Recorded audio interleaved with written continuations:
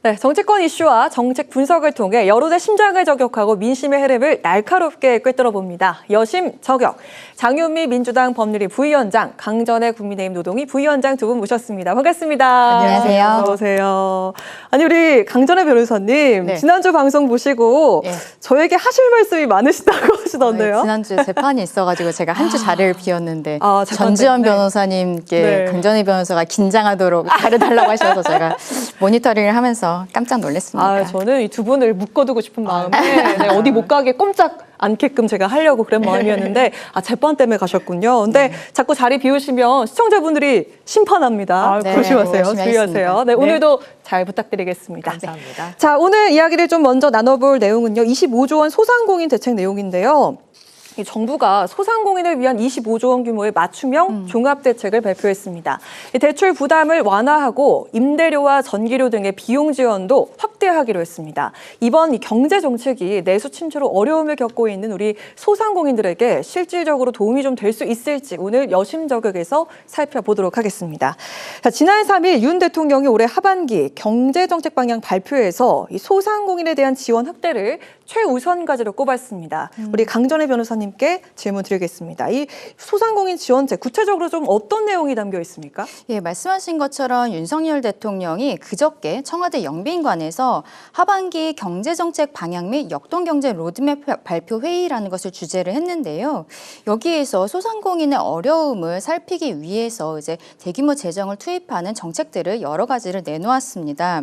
일단 코로나 기간 동안에 대출을 받은 소상공인 수가 굉장히 늘어났어요. 그랬는데 대출에 대한 지원도 늘어났지만 영업이 상당히 제한이 되어 있지 않았습니까? 그러면서 그 와중에 소상공인 분들께서 이자에 대한 부담 같은 걸로 연체율이 굉장히 크게 증가한 부분들이 있었거든요. 금리가 많이 높아졌으니까요. 예, 이자 부담이 늘었고 또 그 와중에 인건비와 임대료 부담까지 늘어나 있는 네. 이런 상황에서 소상공인 분들을 돕기 위한 정책이 나왔는데 첫 번째로는 저금리 대환대출 지원 대상이 그동안에는 저신용자만 있었는데요. 네. 중저신용자까지 확대가 되었습니다. 그렇게 되면은 최대한 80만 명 정도까지 정책자금 보증부 대출 상환 기한을 5년까지 연장하는 이런 혜택을 보게 된다고 합니다. 그리고 전기료도 그동안 지원 대상이 한 연 3천만 원 정도였었는데요. 6천만 원까지 매출을 기준으로 해서 높이는 것이 되었고 착한 임대인 세액공제라는 게 있었는데 이게 어떤 거냐면 임대인께서 임차인에게 어떤 자의로 임차료를 인하해 주시는 분들이 있어요. 그때 코로나19 때 상당히 많은 임대인들이 착한 임대인 행렬에 또 동참을 했었죠. 네, 이분들에 대한 세액공제가 있었는데 이걸 2025년 말까지 연장하는 것, 그리고 계속적으로 좀 소상공인에 대한 어떤 임차료 지원이 실질적으로 들어가는 부분이라고 할 수 있을 것 같고요. 그리고 뭐 새출발 기금이라고 해서 그동안에는 코로나 피해 소상공인에게만 지원이 됐던 것인데 이제는 모든 소상공인에게 확대를 하고 자금 규모도 한 10조 원 정도를 늘려서 이게 한 30만 명 정도가 추가적으로 지원을 받게 된다고 합니다. 네. 이 이외에도 뭐 불효불급한 규제를 혁파한다 이러면서 밸류업 프로젝트라든지 이런 것들이 있어서 여러 가지 정책이 발표가 되었는데 기본적으로는 아무래도 이자 부담에 대한 부분들 이런 것들을 중점적으로 정책을 발표했다라고 보시면 될 것 같습니다. 네. 자, 이렇게 윤 대통령이 직접 발표를 했는데 이번 지원책을 발표를 하면서 가장 주목받은 발언이 있습니다. 이 25조 원 소상공인 대책은 포퓰리즘적인 그 현금 나눠주기식이랑 다르다 이렇게 강조를 했단 말이죠. 민주당이 추진하고 있는 전 국민 25만 원 이 민생회복지원금을 겨냥한 건데요. 네. 자, 공감하십니까? 대통령께서 그 정도의 문제의식만 드러내셨으면 괜찮을 텐데 뭐 그럴 거면 10억 주고 100억 주지 그러냐라고 네. 상당히 이 문제를 가볍게 치부하셨습니다. 예, 민주당에서는 정말 참을 수 없이 가벼운 경제인식을 보여줬다라고 하는데요. 이 부분 논의조차 못한다는 그런 인식에서 벗어나야 되지 않을까 싶습니다. 객관적인 지표가 이 정부의 어떤 고간 지키기가 실패하고 있다는 걸 보여주기 때문입니다. 실제로 지난해 세수 결손이 56조 원이 났어요. 지금 재정 경전성을 상당히 중요시하기 때문에 추경 없이 그냥 대출 연장 시한만 좀 느리는 방식으로 그러니까 직접적인 어떤 재정 지원 형태는 전혀 금기시하고 있는데 56조 원 세수 펑크 어떻게 책임지실 겁니까? 또 문재인 정부 때 국가 부채가 상당히 늘었다. 가계 부채도 늘었다라고 이야기 이야기를 하는데요. 네. 실제로 GDP 대비 국가 채무가 이 정부 46.9%입니다. 그리고 문재인 정부에서 왜 나라 국간을 못 지켰냐라고 했을 때 43.7%였어요. 그랬군요. 2021년도에 더 올라갔다는 겁니다. 부채 늘어났습니다. 비율이. 네. 그렇다면 이 25만 원 그 부분은 포퓰리즘이 아닙니다. 현금 살포가 아니에요. 왜 이렇게 나라 국간이 제대로 지켜지지 않느냐. 돈을 쓰지 않음에도 불구하고 돈이 안 거치기 때문에 그렇습니다. 세금이 거치지 않는 거예요. 시장이 움직이지 않으니까요. 그러면 어느 정도 마중물 형식으로 1인당 25만 원이 될지 그 이상이 될지 그 전이 될지 논의를 하면 되는 거고 민주당은 25만 원 이상으로 하자는 입장입니다만 네. 한번 논의해서 시장에 돈이 돌게 하고 이거에 어떤 선순환 구조를 만들어 보자라는 겁니다. 물가 인상 등등을 우려한다는 목소리 분명히 있죠. 유동성이 커지니까요. 그렇다면 그 부분과 관련해서도 지역화폐 형식으로 소상공인의 사실상 간접적인 지원 형식으로 이 제도를 가져가는 부분에 있어서 이게 10억, 100억을 주지 그러냐라는 어떤 비아냥의 대상으로 접근해서는 안 된다고 생각합니다. 자, 여기에 덧붙여서 그 기획재정부 차관 출신인 안도걸 민주당 의원은 25조 원 소상공인 대책에 대해서 금융 지원이 대부분이고 직접적인 그 재정 지원은 25조 원 중에 1조 원 수준에 불과하다. 자, 이렇게 비판을 했습니다. 이미 시행되고 있는 경제 이 정책을 좀 연장을 하거나 그 좀 범위를 확대하는 그런 내용이고 정부가 추경 편성을 원천 차단했기 때문에 또 신규 예산 투입이 없다. 이렇게 또 지적을 했습니다. 자, 이거에 대해서 좀 어떤 입장인지 들어볼까요? 안도걸 의원 말씀하신 내용이 직접적인 지원은 별로 늘어나지 않았다라는 이야기를 하시는데 지금 정부에서 하는 것은 간접적인 지원들을 늘려나가겠다라고 말씀을 드리는 것이거든요. 네. 이자에 대한 지원들 그리고 아까 얘기한 뭐 착한 임대인에 대한 세액공제라든지 이런 것들은 당연히 이게 우회적으로 지원이 들어가는 것일 수밖에 없고 그것이 마치 효과가 없는 것처럼 말씀하신다는 것은 앞뒤가 맞지 않는다.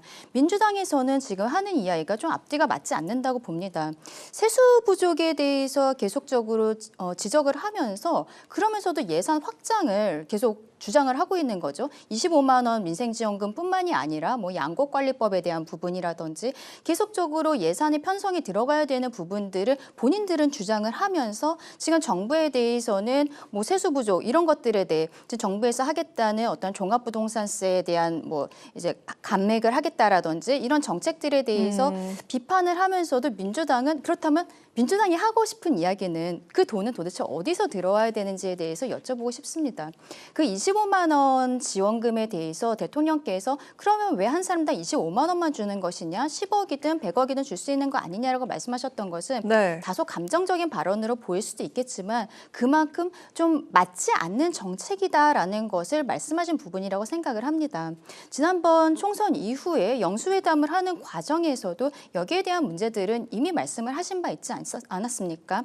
그런데도 불구하고 민주당에서는 25만 원이라는 예상을 원래 예산 편성권은 정부에 있거든요. 그런데 어떠한 이런 처분적 법률을 가지고서는 민주당이 다수 야당으로서 진행을 하려는 것에 대해 정부는 지금 권한쟁의 심판도 좀 검토를 하고 있는 것으로 아는데요.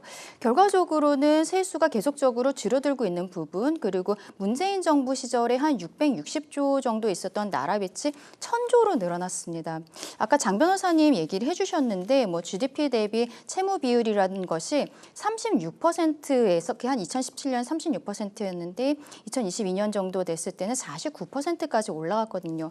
비율적으로 굉장히 많이 올라갔고 그때 문재인 정부에서 계속 말하자면 퍼주기 정책을 했었던 것들이 지금까지도 좀 이어오고 있는 부분이 있는데 민주당에서는 계속적으로 어떠한 이거는 매표행위라고 볼 수밖에 없다라고 저는 말씀을 드리고 싶습니다. 네, 이 지금 근본적인 소상공인이 어려움을 겪고 있는 건 이유는 코로나19 때 많은 대출 탓이다 이렇게 얘기하셨고 애초에 이 지원 정책이 간접적인 것이다 이렇게 말씀하고 있거든요. 지금 아마 소상공인 그리고 서민 지원 대책으로 직접 현금성 어떤 뭐 배포를 한다거나 지원을 하는 걸 상당히 이 정부는 금기시하는 것 같은데요. 되묻지 않을 수 없는 게 있습니다. 대통령실을 이전하면서 예비비로 469억을 썼다라고 했어요. 그것도 당연히 안 들어가야 되는 국가 세금입니다. 알고 봤더니 예비비에 편성된 금액이 640억 원에 달합니다. 사실 이런 돈은 그럼 필요비입니까? 이거 필수적으로 써야 되는 돈이었나요? 이런 것을 서민 지원과 하는데 전용해서 위해서 쓰는 게 더 국가를 위해서는 좋은 방향 아니겠습니까? 이런 부분과 관련한 고민이 과연 있는 것인지, 어떤 나라 국간을 지켜야 된다, 재정 건전성의 어떤 건전함을 유지해야 된다라는 그 대의에는 충분히 공감합니다. 그러면 실제로 이 정부 그렇게 했습니까? 그렇지 않아 보인다는 거죠. 대통령의 어떤 해외 순방과 관련해서도 편성됐던 예산보다 훨씬 초과해서 쓰셨거든요. 그런 부분을 국민들이 지켜보고 있는데 네. 25만 원이 다액이라면 그 부분과 논의를 해볼 수 있는 것 아니겠습니까? 왜냐하면 국민들이 원하고 계시니까요. 그렇다면 계층이라도 조율해 볼 수 있는 거 아닙니까? 아무 말도 하지 않고 아무 움직임도 보이지 않으면서 민주당의 이 당론은 틀렸다라고 한다면 그거는 민주당을 그냥 공격하는 데서 그치는 게 아니라 그 논의가 정지됨에 따라 그 피해가 소상공인, 서민, 국민들께 돌아가는 거 아니겠습니까? 네, 이번 이 소상공인 25조 원이 대책도 정쟁의 수단으로 또 전락을 하는 거 아니냐, 여야 간에. 네, 이렇게 얘기가 나오고 있는데, 자, 과연 이 소상공인 대책이 실현이 되려면 야당의 그 협조가 필요가 할 텐데, 실현 가능성을 높이려면 서로 좀 어떤 대책, 어떤 노력이 좀 필요할지 들어보도록 하겠습니다. 지금 아까 말씀드린 윤석열 대통령이 그저께 발표한 정책들이 전체적으로 한 25조 원 정도가 지금 소요가 되는데요. 전 국민에게 25만 원씩 지원을 하겠다는 민생회복지원금 같은 경우에는 13조 원 정도가 들어갑니다. 그렇다면은 지금 어려운 분들에게 집약적으로 도와드리는 것이 지금 정부에서의 정책 방향인데, 어렵지 않은 사람들까지 25만 원, 그들에겐 25만 원이란 돈이 크게 필요하지 않은 분들도 있을 수 있거든요. 이게 13조 원이다. 이거를 단순히 비교만 해도 이게 돈을 어디에 써야 되는가에 대해서 국민들께서 많이 좀 오히려 정부 쪽에 저는 공감해 주시지 않을까라고 생각을 하는데요. 지금 그럼에도 불구하고 이재명 대표가 25만 원을 전 국민에게 지원하겠다라는 것이 총선 과정에서도 계속적으로 이야기를 해왔었고, 여기에 대한 법안을 발의하는 것에 있어서 민주당이 이재명 대표가 대표 발의한 형태, 그리고 170명의 의원이 다 함께 공동 발의하는 형태로 들어가 있습니다. 그렇다면 민주당은 아마도 이 법안에 대해서는 조금 더 강하게 처리하겠다는 마음이 있을 것으로 보이는데, 그렇다면 사실은 좀 정무적으로 서로 간에 여야 간에 협치하는 모습을 보이겠다라고 하면 그저께 정부에서 그 이야기를 한 정책들이 결국에는 야당의 협조가 있어야 되지 않습니까? 거기에 대해 서로 간에 조금씩은 양보하는 모습이 필요하지 않을까. 저는 25만 원 지원금에 대해서 정부에서 이야기했던 것은 아예 주지 말자라는 형태가 아니라, 다들 기억을 해보시면은 선별 지원이라든지 정말 네. 어려운 분들에게 하는 것에 있어서는 지금 여당에서도 받아들 수 있다라는 이야기들을 했었거든요. 근데 지금 민주당에서는 오히려 뭐 더 어려운 분들은 25만 원 넘어서 35만 원까지 뭐 이러한 이야기들이 나오고 있기 때문에 서로 간에 대화가 되지 않고 있는데, 결과적으로 민생을 회복하겠다는 그 목적 자체는 여야가 같다라고 생각을 합니다. 그 그렇습니다. 방식에 있어서 서로 동의를 하지 못하고 있는 것인데, 여기에 있어서 법안을 발의하고 여기에 처리하는 과정에 있어서 국민들께서 보고 계시는 만큼 서로 조금씩 양보하면서 선별적으로 지원하는 방향으로 갔으면 어떨까라고 생각을 하고 있습니다. 선별 지원을 말씀하셨습니다. 네, 저는 상당히 공감이 많이 되고요. 강찬의 네. 변호사님께서 주신 말씀이. 왜냐하면 지원책 논의해보면 말씀 주신 대로 그럼 전 국민을 다 1인당 25만 원 이상을 드리는 게 맞느냐라는 문제의식이 당연히 나올 수 있죠. 네. 그렇다면 계층별로. 왜냐하면 코로나 때도 이 어떤 뭐 상위 몇 프로는 제하고 드린 그런 전례가 있기도 하고요. 그렇습니다. 이게 분별이 또 어떤 시간과 비용이 든다라는 문제 제기가 있는데 한번 또 해봤던 전력이 있으니까요. 네네. 그렇다면 그 논의의 첫 발은 뗄 수 있다. 그런데 국민의힘에서는 지금 권한쟁의 심판으로 가져가겠다고 합니다. 권한쟁의 심판은요, 보통은 뭐 지자체 간에 대단히 이 건이 좀 충돌하거나 이럴 때 막 일반 법원에 가면 3심까지 가고 이러니까 헌재의 판단을 받아보도록 그 규정을 갖고 있는 거예요. 그런데 지금 국회가 서로의 어떤 이 논쟁이 좀 합의에 이르지 못할 때 항상 사법부를 찾죠. 헌재에 또 한번 맡기겠다는 그렇죠. 겁니다. 그거는 입법부를 존중하는 태도는 아닙니다. 지금 대통령께서 약속하신 부분이요, 정부 정책만으로 할 수 있는 게 거의 없습니다. 다 입법 사항이에요. 조세특례제한법, 무슨 대규모 네. 유통업법 다 고쳐야 되는 부분이 있는데 민주당 협조 없이 하실 수 있습니까? 그렇죠. 그럴 수 있는 객관적인 여건이 안 됩니다. 그렇다면 협상은 기본적으로 주고받는 겁니다. 이걸 본인들이 원하는 건 다 관철하되, 물론 대통령께서 시행하겠다고 말씀하신 게 다 민생 지원 책임 부분이 있죠. 정쟁의 어떤 소지가 적은 것도 사실이지만 그럼에도 불구하고 협상의 기본은 어떤 상대 진영이 원하는 것도 받고 주고받으면서 하는 거 아니겠습니까? 협상의 기본은 서로 네. 주고받는 것이다. 이렇게 말씀하셨습니다. 자, 윤석열 정부가 임기 3년 차에 접어들었습니다. 25조 원 규모의 소상공인 대책을 실현해서 과연 그 경제 성과를 이뤄낼 수 있을지 지켜보도록 하겠습니다. 자, 이어서 정치권 이슈 짚어보도록 하겠습니다. 어제 저희 국회 방송도 그 누구보다도 긴장 속의 방송을 좀 내보냈던 그런 하루로 좀 기억이 됐는데요. 어제 해병대원 특검법이 야당 주도로 국회 본회의를 통과를 했습니다. 이제 대통령이 다시 한번 제2요구권을 과연 행사할지, 재표결에서 여당 이탈표가 얼마나 나올지 이게 관심인데요. 오늘 19일이 해병대원 순직 1주기입니다. 앞으로의 상황을 좀 어떻게 전망을 하시는지. 자, 먼저 이번에 장 변호사님부터 네. 들어볼까요? 일단 본회의를 통과했습니다. 대통령의 입장은 확고한 것 같습니다. 거부권 행사가 사실상 예고된 수순인 것 같고요. 이 부분이 이제 국무회의에 이제 회부가 되면 15일 안에는 국회로 다시 돌려보내야 되는 절차가 있습니다. 그렇다면 국민의힘의 전당대회가 이제 완료되기 이전에 다시금 국회로 돌아올 것 같아요. 네. 왜 이 부분이 변수냐면 한동훈 전 비대위원장께서 어쨌든 국민 눈높이에 맞는 특검 수용은 불가피하다라는 측면으로 말씀을 하고 그렇죠. 계시기 때문에 그렇다면 국민의힘 의원들도 이 부분을 어떻게 받아들일 것인가. 이탈표가 네. 민주당 입장에선 8표만 국민의힘에서 나오면 되기 때문에 이걸 상당히 기대하는 분위기가 있는데요. 아마 대통령께서 거부권 행사하시는 거는 명약 관화한 일이고 국회로 왔을 때 8명의 이탈표를 현재 시점에서는 좀 기대하기는 어려워 보입니다. 아, 예, 뭐 검사 탄핵 뭐 이런 전국으로 국민의힘이 좀 똘똘 뭉치는 그런 부분도 있기 때문에 네. 사실 기대하기 어렵다면 다시 한번 발의를 할 수밖에 없을 겁니다. 민주당은 최상병이 사망한 지 지금 1년이 지나가고 있습니다. 그 어머니께서 1년 안에 국회에서 제발 이 법안을 통과시켜달라고 호소하고 계십니다. 그걸 또 떠나서 통신 기록 보존 시한이란 게 1년 정도입니다. 네. 그게 지나면 이른바 골든타임을 놓칠 수 있다는 위기감 그리고 어떤 급박함이 민주당 안에 자리 잡고 있는 부분이 있죠. 다시 발의할 겁니다. 그러면 또 다른 국면이 펼쳐지겠죠.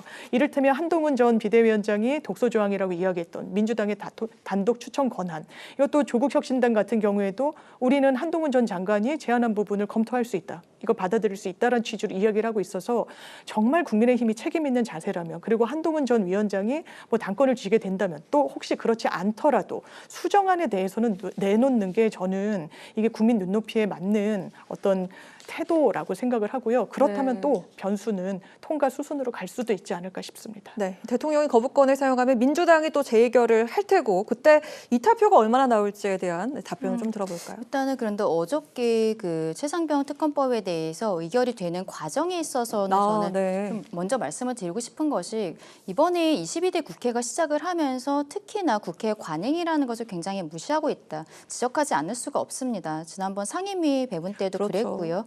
이번에도 원래는 대정부 질문을 하는 기간에는 어떤 쟁점적인 안건들을 올리지 않는 것이 그동안의 국회 관행이었었는데 이것을 민주당이 올렸던 것 그리고 우원식 국회의장이 민주당 출신으로서 사실은 국회의장은 중립을 지켜야 하는 자리인데 이 법안에 대해 찬성한다 그리고 대통령께서 제2요구권 헌법상에 있는 권한인데요. 제2요구권을 행사하지 않았으면 좋겠다라는 것을 국회의장이 밝혔단 말이죠. 이런 것들에 대해서 굉장히 부적절한 처신이었다. 이 부분에 대해 먼저 말씀을 드리고 싶습니다. 네. 그리고 국민의힘에서 필리버스터를 하는 과정에 있어서 어차피 지금 180석이라는 180석에서 의결을 했을 때는 자동으로 종료가 되게 되는데 그럼에도 불구하고 24시간이라는 것은 보장이 되어 있는 부분입니다. 여기에 대해 마지막에 곽규택 의원이 필리버스터가 완전히 마무리되지 않았는데 좀 강제적으로 마무리했던 부분. 사실은 곽규택 의원도 뭐 사람으로서 한계가 있기 때문에 계속적으로 할 수 있는 건 아니란 말이죠. 그럼 조금만 더 기다려줬으면 되는데 그것을 기다리지 못하고 좀 강제적으로 종료시킨 부분에 있어서도 굉장히 좀 절차적으로 안타깝다라는 말씀을 드리고 싶고요. 결과적으로는 다시 법안 이야기로 돌아오면 이게 21대 때 들어왔을 때는 대한변협에서 4명을 추천하고 그중에서 민주당이 2명을 추려서 대통령이 임명을 하게 되어 있었는데 어제 의결이 된 수정안 같은 경우에는 대한변협 추천이 아예 없고 민주당 그리고 비교섭단체에서 각 1명씩 해서 전체적으로 2명이 추천이 되는데 대통령이 임명을 하고 있지 않으면 그때는 그중에 그냥 연장자를 자동으로 임명하는 것으로 그런 조항을 또 새롭게 넣었다는 것이죠. 그렇다면 민주당에서는 본인들이 추천을 하는 과정에 있어서 2명의 특검 후보 중에 누가 나이가 더 많은지 당연히 알 수 있지 않겠습니까? 답은 정해져 있는 것을 이제 추천이라는 그냥 절차만 쓰는 것이다. 이것을 국민의 입장에서는 받을 수가 없는 것이죠. 그렇기 때문에 대통령실에서는 당연히 이것은 제2요구권을 행사할 수밖에 없는 것이고 이게 돌아왔을 때 저는 지금 현재로서 국민의힘 분위기에서는 장 변호사님 말씀해 주신 것처럼 이탈표는 있지 않을 것으로 생각을 합니다. 하지만 어쨌든 지금 민주당에서는 다시 발의를 할 것이 예상이 되고 있는데 여기에 있어서 아예 불가능한 것은 저는 아니라고 생각해요. 왜냐하면 21대 때도 마지막에 민주당이 좀 강행적으로 처리했지만 그때 이양수 그 국민의힘 수석 부대표가 협의 가능성에 대해서 박주민 민주당 수석이랑 좀 대화를 했던 부분이 있거든요. 공수처 수사를 하고 있고 그러면 기한을 정하자. 뭐 6월 말이든 7월 말이든 그때까지 수사 과정을 좀 지켜보자라는 이야기가 그때도 있었습니다. 네네. 그렇다면은 지금 당정 간에 뭐 전당대회 과정이긴 합니다만 국민의힘은 대통령이 일단은 수사 마무리되는 것 보고서 필요하면은 본인이 특검을 요청하겠다고 했기 때문에 당정 간에 그 국민의힘 안에서 좀 정리를 하고 그리고 민주당과의 협의를 한다면 어떻게 보면은 서로 정말 협치해서 법안을 함께 이제 통과를 시킬 수도 있을 거라고 생각하거든요. 근데 지금 뭐 다들 국민들께서 아시겠지만 여야 간에 지금 국회에서의 모습이라는 것이 대화가 물꼬조차 지금 트이지가 않고 있는 상황이어서 원내대표들끼리 어떠한 정치적인 이런 것들이 좀 있었으면 좋겠다라는 생각이고 여기 지금 법안에 대해서는 국민의힘에서 당연히 받을 수가 없지만 앞으로 다음 과정에 있어서 국민의힘도 이 최상병 사건에 대해서 당연히 안타깝게 생각하고 진실이 규명돼야 된다는 걸 당연한 생각이기 때문에 그 이후에는 저는 협조도 불가능하지는 않을 것 같다라는 생각입니다. 우리 강 변호사님께서 또 하실 말씀이 많으셨던 것 같은데 네, 다음 질문도 또 아마 긴 답변이 돌아오지 않을까라는 그런 네. 생각이 듭니다. 저희가 질문 한 2가지 정도 남았는데요. 요즘 이번 주에 참 주제 고르기 어려웠었던 것 같습니다. 자, 다음 주제는요. 네, 김 여사 문자 무시 논란에 대한 얘기인데요. 국민의힘에서 한동훈 당대표 후보가 총선 기간에 김건희 여사 문자에 답장하지 않았다는 주장이 나와서 논란이 되고 있습니다. 한 후보는 공적인 통로로 의견을 또 전달을 했다. 이렇게 밝힌 반면에 다른 당권 후보들은 한 후보 미숙한 대응이 총선에 악영향을 줬다면서 책임론을 제기를 했습니다. 나경원 후보는 사과를 해야 한다. 그리고 원희룡 후보는 아주 충격적이다. 자, 이렇게 얘기를 했는데 자, 이번 사안 좀 어떻게 보시는지 우리 강 변호사님 먼저 이야기를 들어볼까요? 지금까지 나온 것을 보면은 어쨌든 김건희 여사가 한동훈 위원장에게 문자 메시지를 보낸 건 사실로 보이고요. 네. 그리고 김건희 여사가 대국민 사과를 하지 않은 것 역시 우리 국민들께서 다 아는 사실이지 않습니까? 네. 그렇다면 한동훈 위원장이 그때 굉장히 국민들께서 여사의 사과를 원했었던 상황에서 그때 이 문자를 받고 어떻게 처리를 하였는지에 대해서 우리 국민들께 소상히 밝히면 될 일이라고 생각을 합니다. 이것을 뭐 사적인 문자를 공적인 과정에서 처리를 해야 된다 생각했다 지금 그런 이야기들을 하고 있는데 그렇다면 그 문자를 받고 뭐 당정 간에 어떠한 협의를 거쳤는지 그리고 왜 결과적으로는 사과라는 것이 형태가 나오지 않게 되었는지에 대해서 밝히면 된다고 생각하는데 아직까지 지금 한동훈 캠프 쪽에서 거기에 대해 구체적인 이야기들은 나오지 않고 있거든요. 그래서 다음 주부터는 전국 그 연설회도 있고 또 후보들 간의 TV 토론이 있기 때문에 이 부분이 다음 주에 특히 굉장히 쟁점이 되지 않을까라고 생각을 하고 있습니다. 네, 그렇다면은 저는 근데 김웅 의원이 네. 어제 그 얘기가 나오자마자 그렇다면 이건 해당 행위 아니냐. 왜냐하면 수도권에서 접전 지역에 있었던 후보들 같은 경우에는 김건희 여사의 그렇죠. 리스크 때문에 떨어졌다라고 생각할 수 있는 분들이 있기 때문에 해당 행위라는 이야기까지 나오는데 그것은 지금으로서는 조금 앞서 나가지 않았나라고 생각을 하고요. 한동훈 후보와 그 한동훈 후보 캠프 쪽에서 여기에 대해서 구체적으로 설명하는 내용이 어차피 나올 것이기 때문에 조금 지켜보고 거기에 대해 우리 국민들과 또 이번 전당대회에 있어서 당원들께서 판단하시면 되지 않을까라고 생각을 합니다. 추가적으로 나 입장이 좀 궁금하긴 한데 네. 우리 장 변호사님 좀 어떻게 보셨는지. 강 변호사님 짚어주신 대로 이게 뭐 네. 해당 행위까지일까라는 생각은 들지만 잘된 정무 판단이라는 생각은 들지 않습니다. 지금 총선에 패배했어요. 거기에 김건희 여사에 대한 리스크가 분명히 작용을 했죠.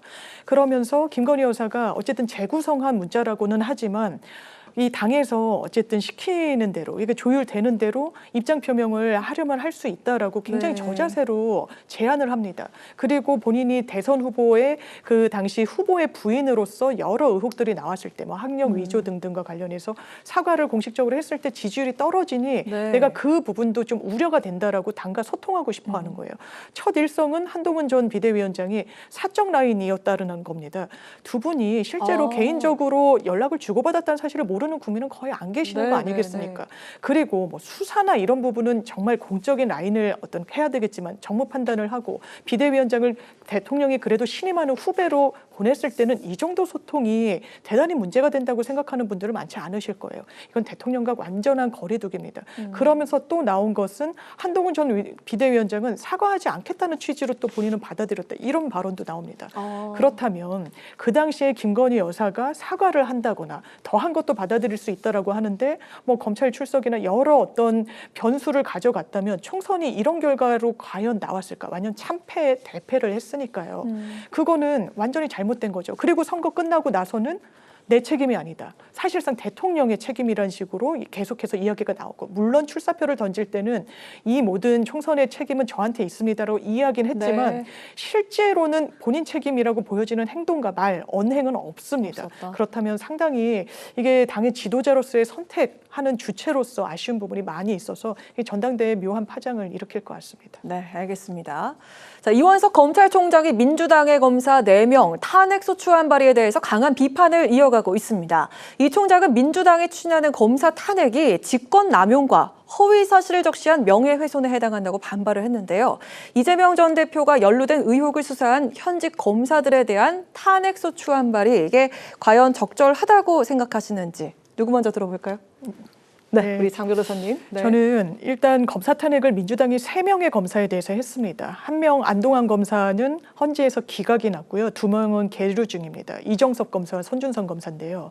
그나마 안동환 검사 같은 경우에는 이런 증거 조작의 어떤 정황이 상당히 뚜렷하게 드러났었습니다. 그 서울시 공무원 간첩 조작 사건과 네. 관련한 부분이 이미 판단이 좀 어느 정도 끝난 상황에서 헌재 판결로 넘어갔었거든요. 그럼에도 불구하고 헌법재판소는 탄핵의 일을, 물론 부적절하다고는 꾸짖었지만 탄핵의 일을 정도는 아니라는 결론이 나왔었습니다.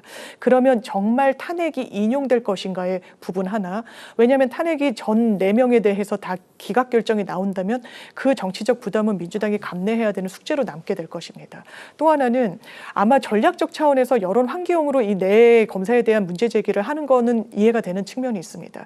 지난번에 3명의 검사 탄핵할 때는 본회의로 바로 이제 회부를 했고요. 회부를 하면 직무집행이 정지가 됩니다. 지금 법사위에 회부 중입니다. 당사자들을 불러서 조사하겠다는 겁니다.